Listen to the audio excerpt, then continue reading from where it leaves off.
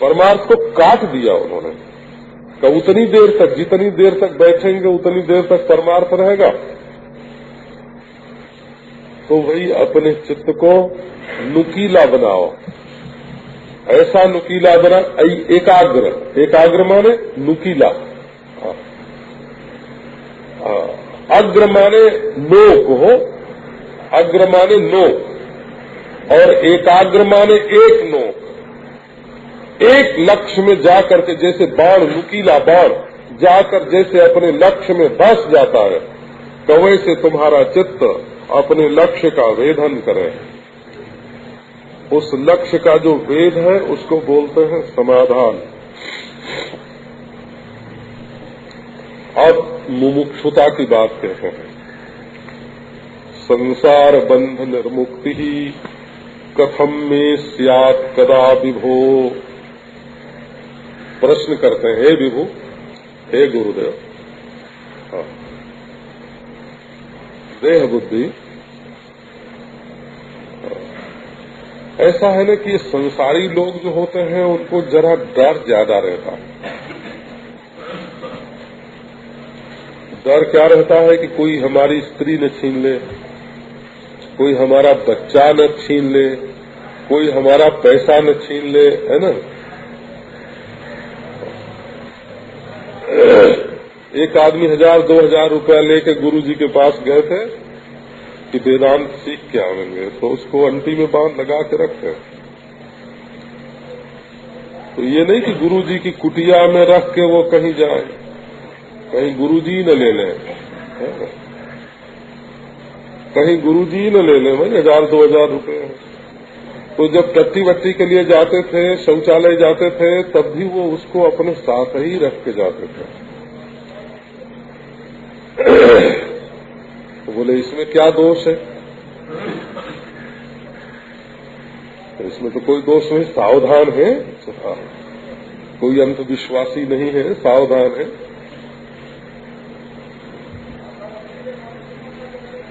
अब हम लोगों ने जो सुना है बचपन में उपदेश, सो आपको सुनाते हैं, बता। आप इसको हमारी बात मत समझिए, हमारे गुरु की समझिए, हमारे गुरु के गुरु की समझिए, है ना।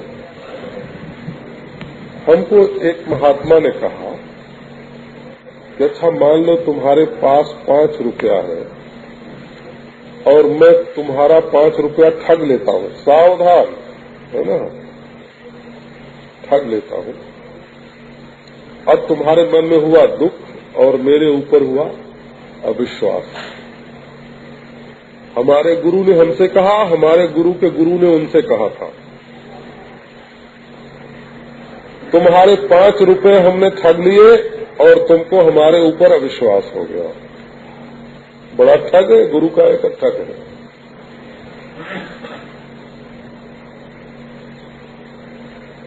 तो उन्होंने कहा कि तुम तो आए थे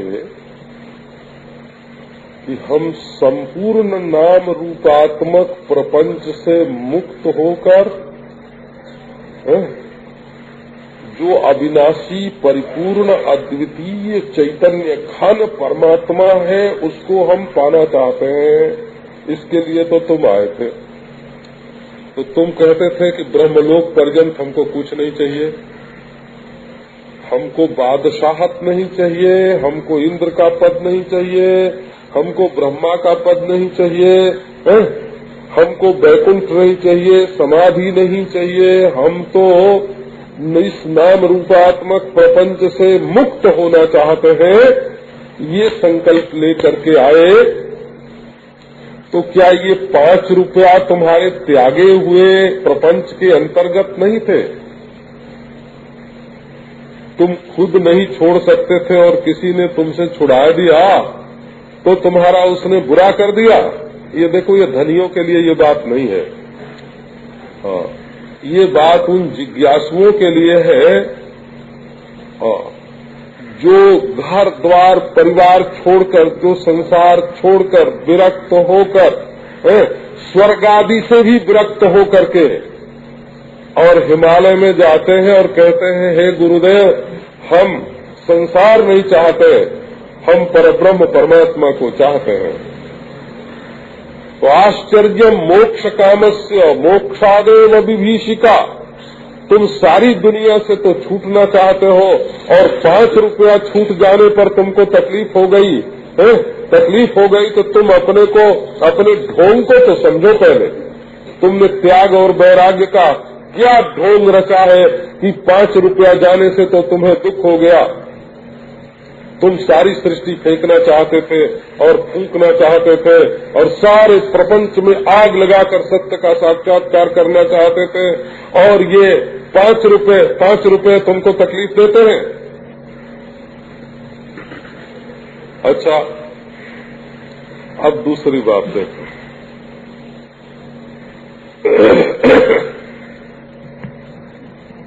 कि एक आदमी गांव में खेत में शौच जाता, तो एक दिन उससे गुरुजी ने कहा कि देख भाई, तू शौच तो जाता ही है, ये आश्रम के लिए बहुत सारे खेत हैं, इन्हीं में जाया करना, बाहर क्यों जाता जाया कर। बोले कह रहे तू शौच जाएगा और हमारे खेत की खाद हो जाएगी। उसने कहा अरे गुरुजी बड़े लालची हैं, है? हाँ हाँ हाँ।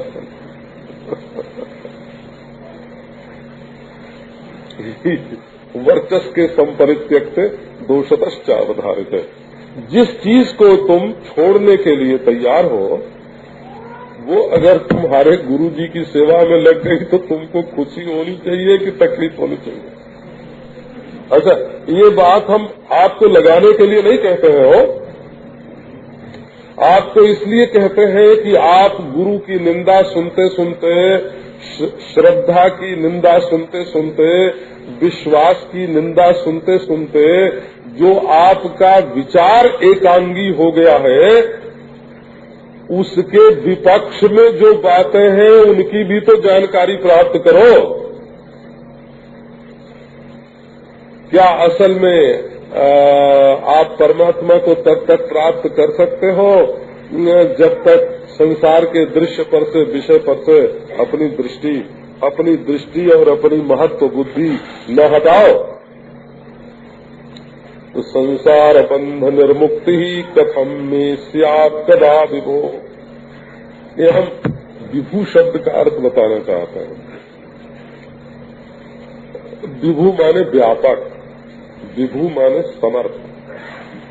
तो एक शिष्य अपने गुरुदेव से कहता है कि हे विभो, हे व्यापक, हे समर्थ, हे प्राणनाथ,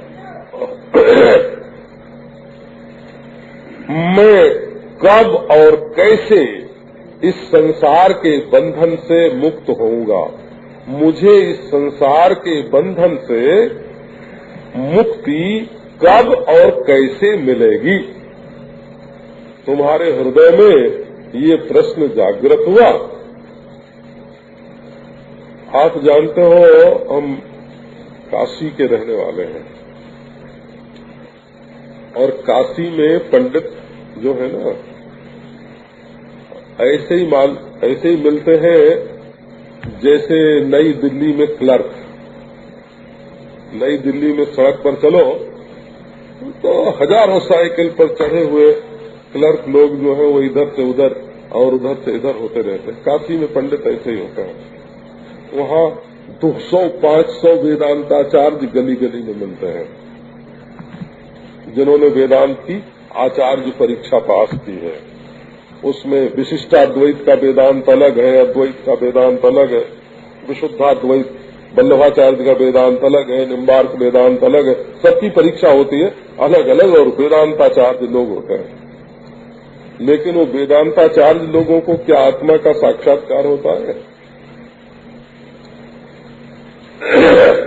वेदांताचार्य परीक्षा पास लेने से आत्म साक्षात्कार नहीं होता। जिसके हृदय में मुमुक्षा उदय होते हैं, मुमुक्षा माने संसार जिसको बंधन रूप भासता है, संसार जिसको दुख रूप भासता है, संसार जिसको मृत्यु रूप भासता है, संसार जिसको बंधन रूप भासता है,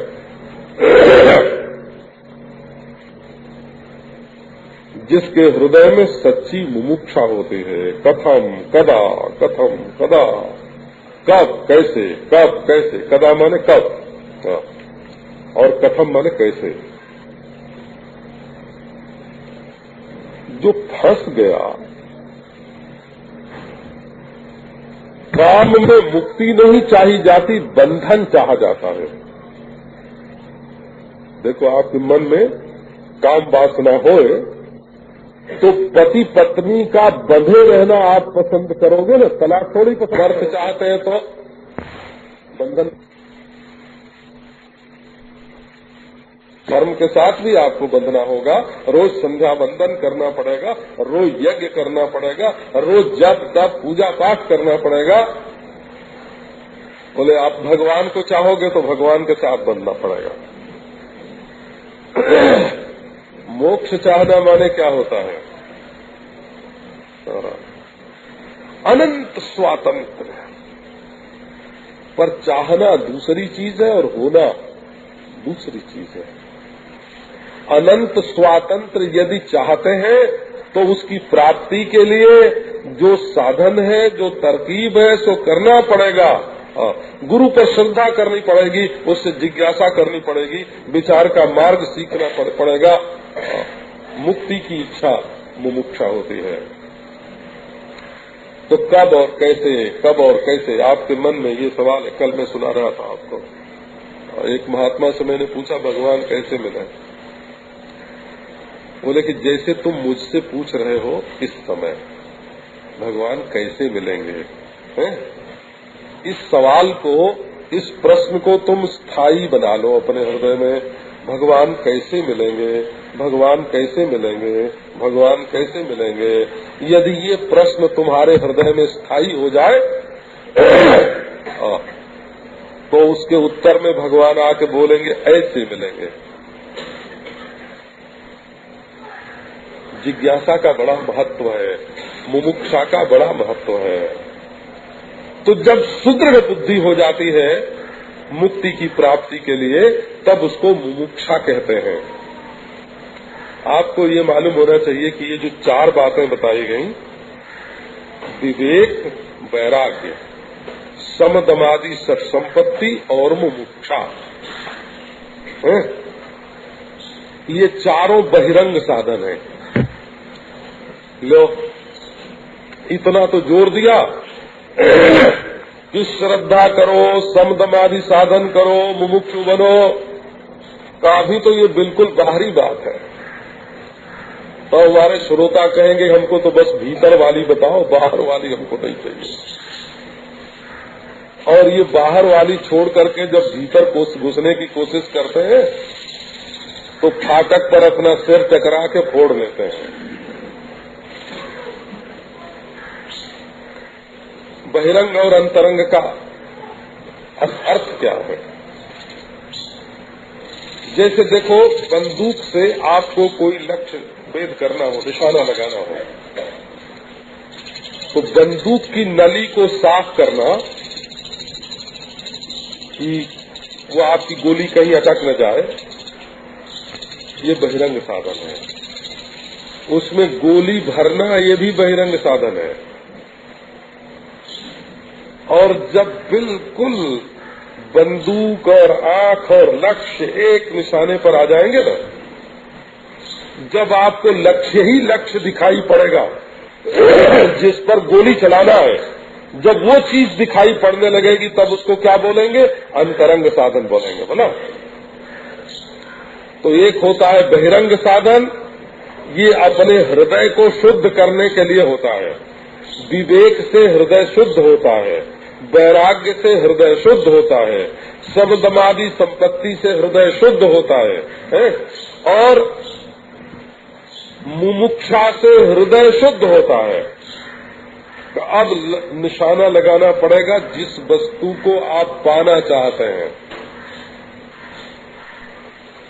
यदि आप ऐसी कोई चीज पाना चाहते हैं जो सिर्फ आपके मन में होती है, केवल आपके मन में होती है, अगर ऐसी कोई चीज पाना चाहते हैं तो आप अनित्य वस्तु को पाना चाहते हैं।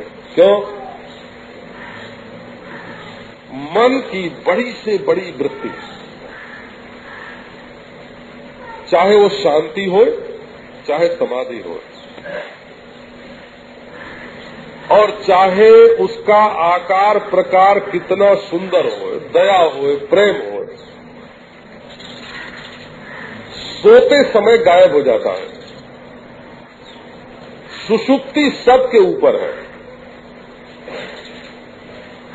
आपके पास वस्तु वो होनी चाहिए जो नींद आने से गायब न हो। लो, बड़ी सीधी बात है। आपका किया हुआ ध्यान भी नींद में नहीं रहेगा, आपकी लगाई हुई समाधि भी नींद में नहीं रहेगी, आपके किए जाने वाले विचार भी नींद में नहीं रहेंगे, आपकी की हुई भाव उपासना भी नींद में नहीं रहेगी। नींद जिसको काट देती है वो प्रलय में रहेगा। उसके बारे में आप ये सोचते हैं कि वो प्रलय में रहेगा? अरे बिल्कुल गलत सोचते हैं। जो चीज नींद तक नहीं पहुंच पाती, हम आपकी सारी साधनाओं के ऊपर कुठाराघात कर रहे हैं और सारी साधनाओं के ऊपर ये कुल्हाड़ा है। जो चीज नींद के समय आपका साथ नहीं दे सकती वो महाप्रलय में आपका साथ नहीं देगी, वो मृत्यु में भी आपका साथ नहीं देगी। जो चीज नींद में आपका साथ नहीं देती वो मृत्यु में साथ नहीं देगी, और जो नींद और मृत्यु में जो चीज साथ नहीं देती वो चीज महाप्रलय में साथ नहीं देगी। इसलिए अगर कहीं किसी ऐसी चीज को ही आपने अपना लक्ष्य मान लिया जो नींद में नहीं रहती है तो बहुत गलत लक्ष्य आपने मान लिया। उक्त साधन युक्तेनो, पहले बहिरंग साधन से संपन्न होकर आप विचार करें। पुरुषेण विचारः कर्तव्यः, विचार करना चाहिए। इसलिए कि ज्ञान सिद्धि अर्थात पहले आप समझें तो सही कि आप चाहते क्या हैं और आपको चाहना क्या चाहिए, उस वस्तु का पता तो लगे। आप कहाँ की टिकट लेना चाहते हैं, कहाँ जाना चाहते हैं, कहाँ पहुँचना चाहते हैं, आप कहाँ पहुँचकर अपने को कृतकृत्य समझेंगे।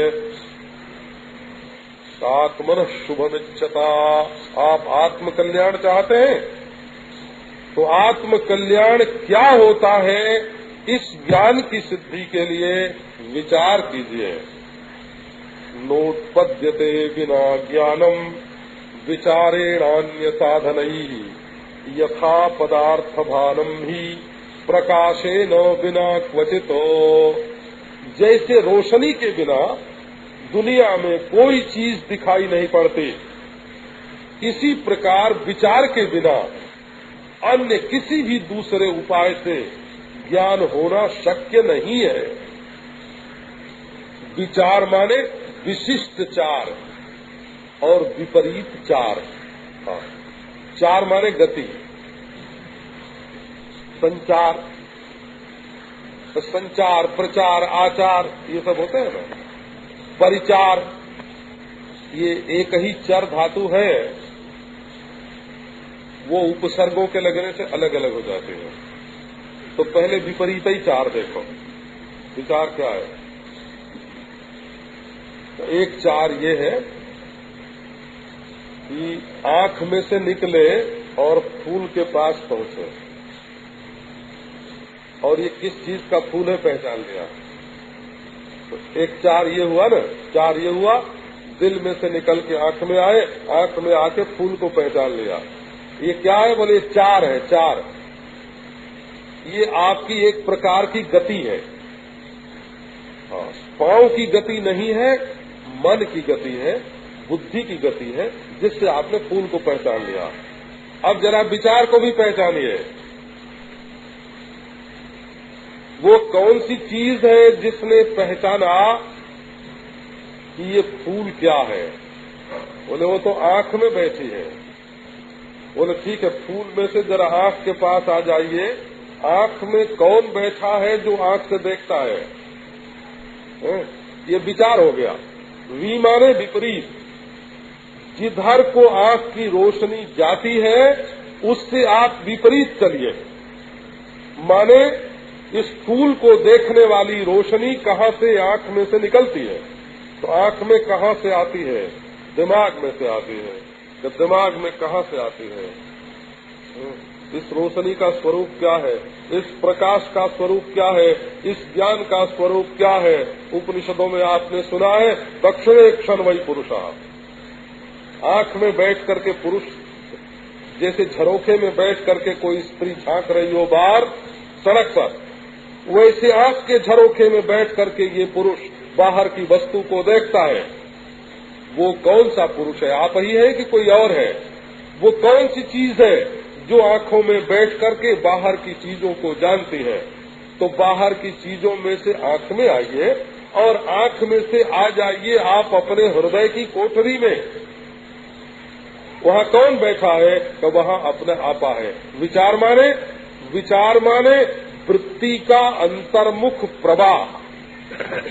विचार माने बाहर की चीजों को देखने की जगह भीतर की चीजों को देखने की कोशिश, अपने आप को देखने की कोशिश, इसका नाम विचार होता है।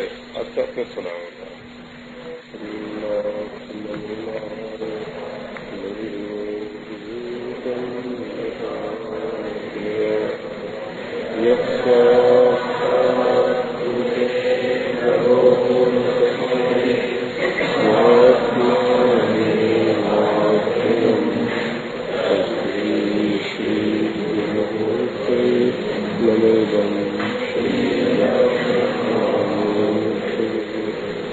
यस्य पादप्रभाध्यस्तः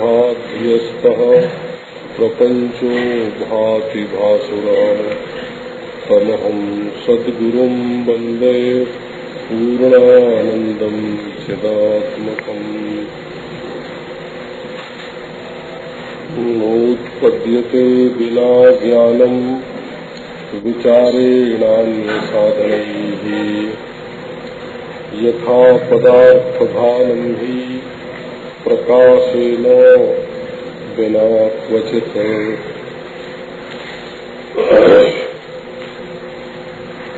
विचार की प्रेरणा दे रहे हैं। मनुष्य रोज रोज दुखी होता है और दिन भर में कई बार दुखी होता है।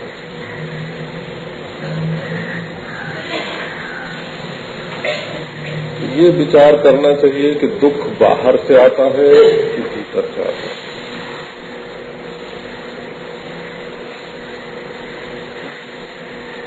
दुख बाहर होता है कि दुख भीतर होता है?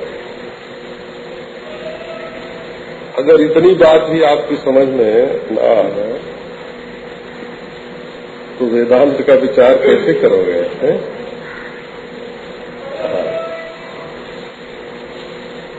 दुख भीतर ही होता है। दुख मन का धर्म है। दुख कीड़े में नहीं होता, दुख बिच्छू में नहीं होता, दुख सांप में नहीं होता, दुख बाघ में नहीं होता। दुख अपने मन में होता है। ये सुख और दुख दोनों मन के धर्म हैं।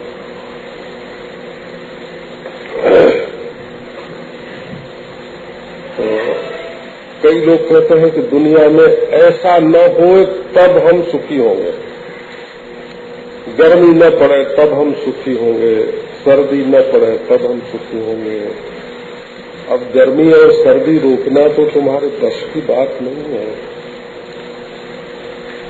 तो तुमने अपने को दुख भोगने के लिए विवश कर दिया। अगर कोई ये सोचे कि रात न हो तब हम सुखी रहेंगे तो कभी सुखी होगा? रोज रोज रात आएगी, दुखी होना पड़ेगा। कोई ऐसा सोचे कि दिन बना ही रहेगा तब हम सुखी रहेंगे, तो क्या दिन कभी बना रहेगा? तो जाएगा, तो दुखी होना पड़ेगा। तो जैसे काल के किसी अवयव को हम रोक नहीं सकते, जल्दी बुला नहीं सकते, समय पर दिन आता है, समय पर रात आती है और उनको हम पार करते जाते हैं। ऐसे संसार की किसी भी वस्तु को हम रोक नहीं सकते और बुला नहीं सकते।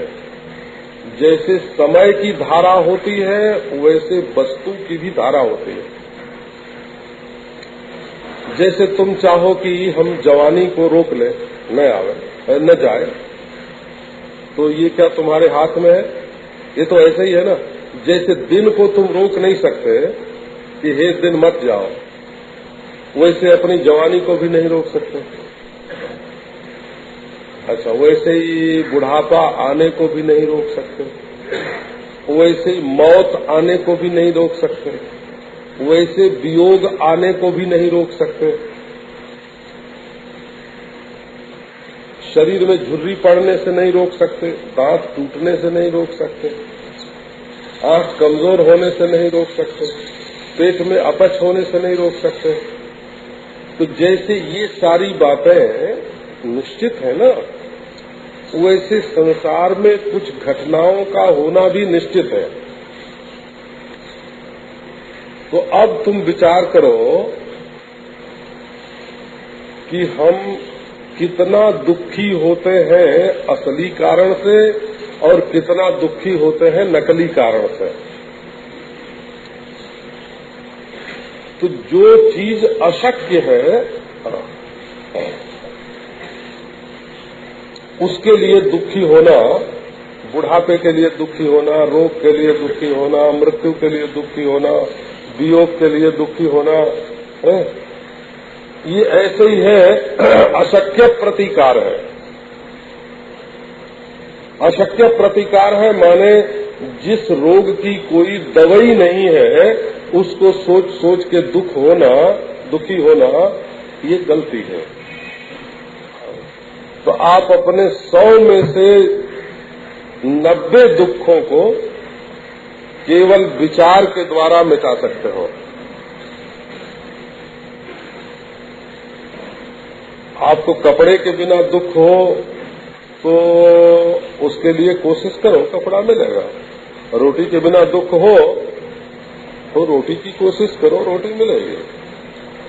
लेकिन जो दुख आपको केवल अपने मन की गड़बड़ी से होता है उसको तो आप बड़ी आसानी से मिटा सकते हैं। तो भाई उसने ऐसा क्यों कहा हमको, तो उसका मुंह है, उसने कहा, उसके पास मुंह है और उसके मन में वो बात आई, उसने कह दी। वो कोई तुम्हारा मुंह तो है नहीं कि तुम उसको पकड़ लो, कि तुम्हारा मन तो है नहीं कि उसमें वो बात आई गई कर दो है? उसने कही उसका मुंह कोई तुम्हारा मुंह थोड़ा ही है कि उसने अंगूठा क्यों दिखाया। तो संसार में बहुत सारे दुख ऐसे हैं जो केवल विचार से दूर हो जाते हैं। नासमझी से जीवन में जितने दुख आते हैं उतने असली कारण से नहीं आते हैं। प्रज्ञापराध एव एषः दुःखमिति यत्। दुनिया में जिसको दुख कहते हैं वो प्रज्ञा का अपराध है, माने वो समझ का कसूर है। दिन भर में 100 बार रोना, 100 बार डर जाना, 100 बार धड़कन बढ़ जाना है और फिर ठीक हो जाना। तो विचार, दुख की निवृत्ति में विचार बड़ा सहायक है। अच्छा, एक बात और, ये जो शरीर है ना, अगर विचार करके देखो और मालूम पड़ेगा कि तुम शरीर नहीं हो, तो शरीर के जन्म का सुख दुख, शरीर की जवानी का सुख दुख, शरीर के बुढ़ापे का सुख दुख, शरीर के रोग का सुख दुख, शरीर की मृत्यु का सुख दुख, ये भी छट जाएंगे। जैसे हवा चलने पर आकाश में से बादल छट जाते हैं, वैसे हृदय में जब विचार का उदय होता है तो ये दुख के सब बादल छट जाते हैं। देखो, तुम्हारे शरीर में कहीं दर्द हो तो डॉक्टर से दवा ले लो, एक इंजेक्शन लगवा लो, वो दूर हो जाएगा। लेकिन मन में जो तुम्हारे दुख होता है उसको दूर करने के लिए तो विचार की जरूरत है ना, सत्संग की जरूरत है, विचार की जरूरत है। जो सत्संग नहीं करेगा, विचार नहीं करेगा, वो छोटी छोटी बातों पर दुखी होता रहेगा। तो शोकस्थान सहस्राणि भयस्थान शतानि च दिवसे दिवसे मूढ़म आविशंति न पंडितम। ये महाभारत की गायत्री है। वो जैसे वेद में गायत्री है ना, तत्सवितुर्वरेण्यम, ये वेद की गायत्री है। और महाभारत की गायत्री क्या है? शोक स्थान सहस्राणि भयस्थान शतानि च दिवसे दिवसे मूढ़म आविशंति न पंडितम। 1000 बार शोक और 1000 बार भय मूढ़ के हृदय में आते हैं, विद्वान के हृदय में नहीं आते। नासमझ के हृदय में आते हैं, समझदार के हृदय में नहीं आते। इसलिए समझदार बनना जरूरी है। हो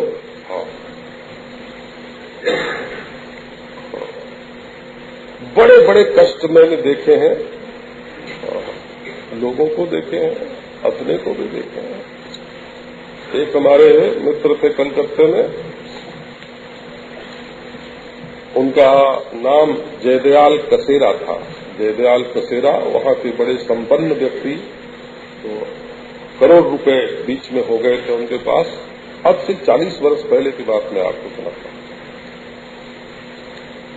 तो एक दिन पुलिस ने फोन किया कि तुम्हारे बेटे का एक्सीडेंट हो गया है। तो जवान बेटा, 30-35 वर्ष की उम्र।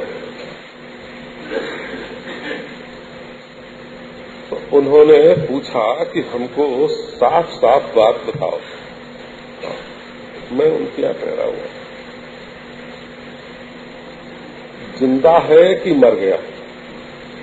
अब पुलिस वाले भी बताने में हिचकिचाए हो इतने जवान बेटे के बारे में। तो तुम आते क्यों नहीं? कि हम आवे कैसे? अगर जिंदा हो तो अस्पताल ले चलने की तैयारी करके आवे, और मर गया हो तो स्मशान चलने के लिए लोगों के यहाँ फोन करें और तैयारी करके आवे।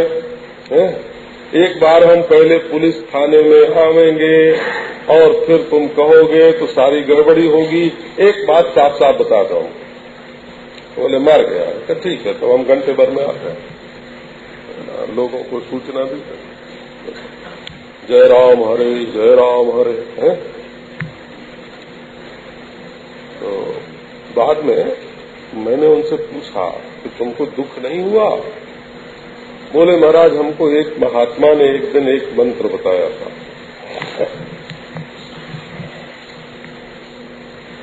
भोजन के समय हमारे घर में एक महात्मा पधारे और भोजन कर चुके जाने लगे, तो उन्होंने खुद ही हमको बुलाया और बुला के कहा कि देखो, हम तुमको वेदांत का सार बताते हैं। संसार में किसी चीज को मैं और मेरा समझना, इसका नाम अज्ञान है। इस देह को मैं समझना और मेरा समझना, और बाकी सारी चीजों को मेरा समझना, ये अज्ञान है। और दुनिया में किसी भी चीज को मैं मेरा न समझना, इसका नाम ज्ञान है। बस इतनी बात तुम याद कर लो और धारण कर लो। दुनिया की किसी चीज को मैं मेरा समझना अज्ञान है, और दुनिया की किसी चीज को मैं मेरा न समझना, ये ज्ञान है। तो मैंने महात्मा का उपदेश धारण किया कि मेरा कुछ नहीं है, ये शरीर भी मेरा नहीं है, एक घोड़ा है। वो बोलते थे घोड़िया है, घोड़िया, ये खोलिया है, ये घोड़िया है, ये खोलिया है। बोले तो मेरी जब कोई चीज ही नहीं महाराज तो दुख काहे का। देखो ये बात आई ना कि संसार में जितने दुख हैं वो जिसको हम मैं मेरा समझते हैं उसके बिछुड़ने से होता है, उसके मरने से होता है, उसके बेवफा होने से होता है। और ये मैं मेरा समझना ये तो अपने मन की गड़बड़ी है, भूल है, भूल। दुनिया में क्या मैं है और क्या मेरा है। तो विचार में दुख के निवारण की बड़ी भारी शक्ति है। और यहाँ तक कि विचार में मृत्यु के निवारण की भी शक्ति है। और पलटू हम मरते नहीं, साधो करो विचार, साधो करो विचार, हम ही कर्ता के कर्ता। देह मरता है, मैं नहीं मरता।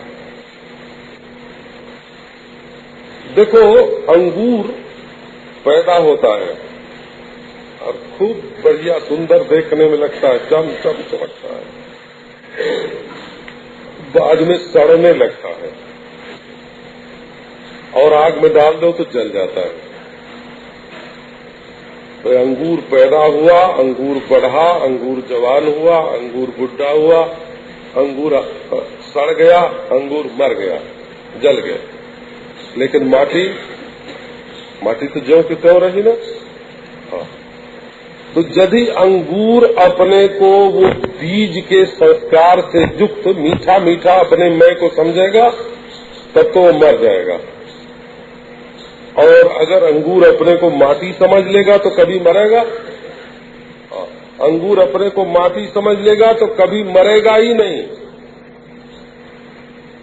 तो ये जो शरीर है ना, शरीर ये पैदा हुआ, ये बच्चा बन के खेला, जवान होके भोगता रहा, ये अधेड़ हुआ, इसमें उतार आया हो, है ना, शरीर सड़ने लगा, इसमें पीप पड़ गई, आंख कमजोर हो गई, कान कमजोर हो गया,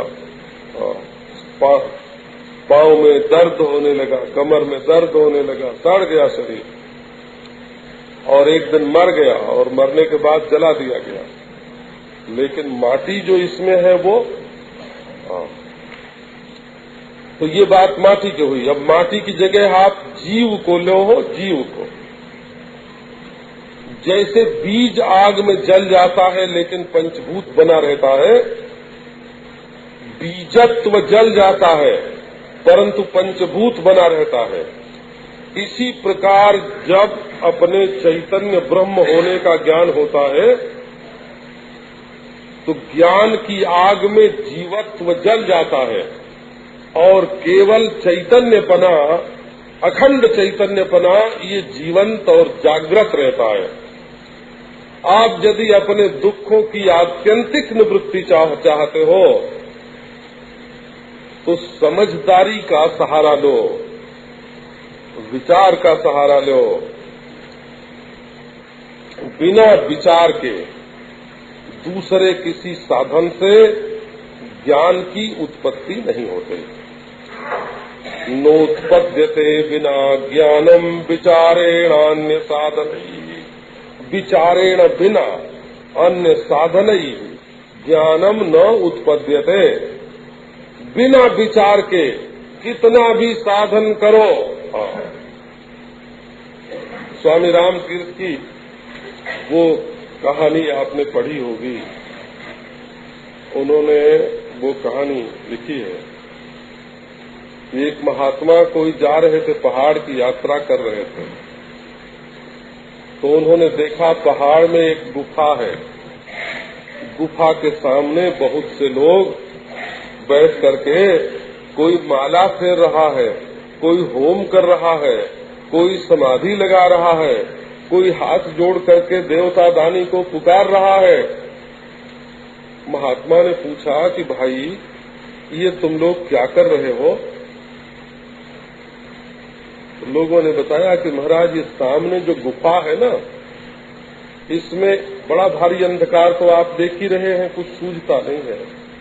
इसमें एक दैत्य रहता है तो अगर कभी कोई हमारा आदमी घुस जाता है इसमें तो उसको वो खा जाता है। तो ये हम लोग जप करके, होम करके, हाथ जोड़ के, ध्यान करके, पुकार के उससे कह रहे हैं कि तुम हम लोगों के ऊपर दया करो, हमारे आदमियों को खाया मत करो। महात्मा बोले कि भाई उस दैत्य को भगाने का ये उपाय तो नहीं है, उसको भगाने का उपाय तो हम जानते हैं।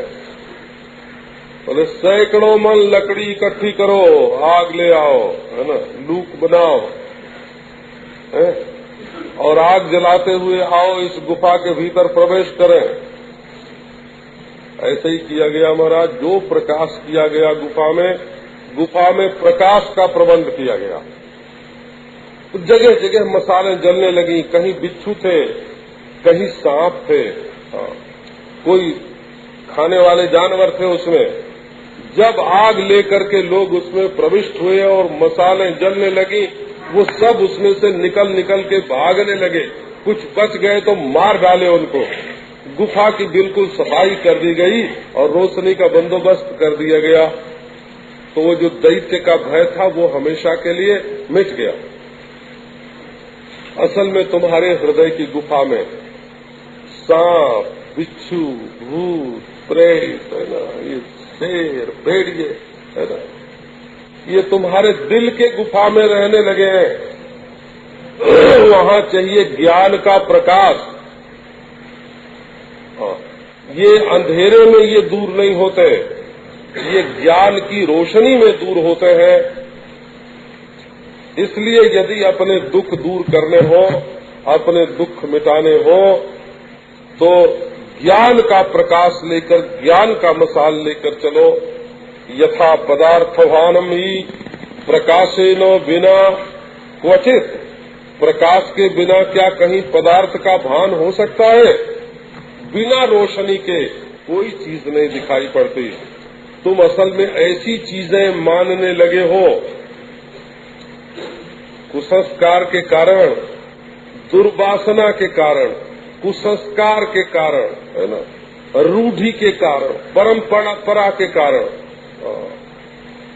गतानुगति को लोकः, अंधे के पीछे चलने वाला अंधा। तुमने क्या अपने को सोच विचार करके कभी जीव माना है? अरे लोगों ने बताया तू जीव है और तुमने बिना सोचे विचारे मान लिया कि मैं जीव हूँ, मैं पापी हूँ।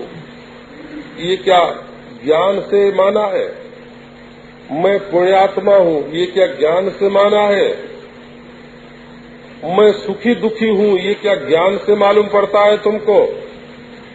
मैं स्वर्ग नरक में जाने आने वाला हूँ, ये क्या ज्ञान से मालूम पड़ता है तुमको? मैं कोई जुगनू की तरह जीव हूँ, आसमान में उड़ने वाला, ये क्या ज्ञान से मालूम पड़ा है तुमको?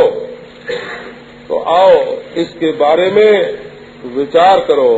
ये आत्मा का स्वरूप क्या है? कोहम कथमिदं जातम को वही कर्तास्य विद्यते उपादानम किमस्ति हो विचारः सोऽयमीदृशः नाहं भूतगणो देहो नाहं चाक्षगणस्तथा एतद् विलक्षणः कश्चित् विचारः सोऽयमीदृशः। अच्छा भाई कैसा विचार है? वो विचार क्या है कि हमको मृत्यु से छुड़ा दे, हमको दुख से छुड़ा दे, हमको जड़ता से छुड़ा दे है? क्योंकि अपने को सत्स्वरूप जानोगे तो मृत्यु से छूट जाओगे, क्योंकि अपने को चित स्वरूप जानोगे तो जड़ता से छूट जाओगे, अपने को आनंद स्वरूप जानोगे तो दुख से छूट जाओगे, अपने को अद्वितीय जानोगे तो वैर विरोध से छूट जाओगे। तो कोहम कथमिदं जातम को वही कर्तास्य विद्यते। मैं कौन हूँ? पहला प्रश्न है को हम। अरे सोहम सोहम भी तो लोग बोलते हैं।